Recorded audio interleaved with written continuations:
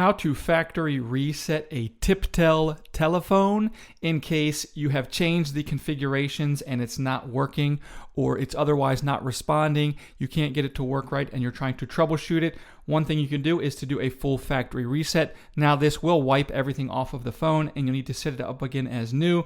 But if this is something you want to do, it's quite easy to do. All we're going to do on the telephone is we're going to first go to the menu. So on certain models, it's an actual physical button that we press, and on other models, it is an option on the screen, and we'll hit the button below the menu icon. From there, once we hit menu, then we're just going to select settings on the screen, and from settings, we'll select advanced settings, and then it will prompt you to put in your password. If you've never set a password, the default password is admin, ADMIN.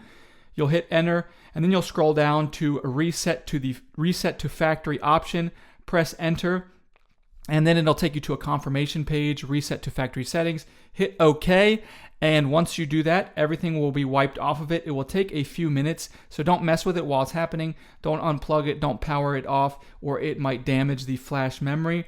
Once it is reset, you can go ahead and set it up like a new phone, and if it's time to get a new phone, I'll put a link in the description to where you can get one at a good price.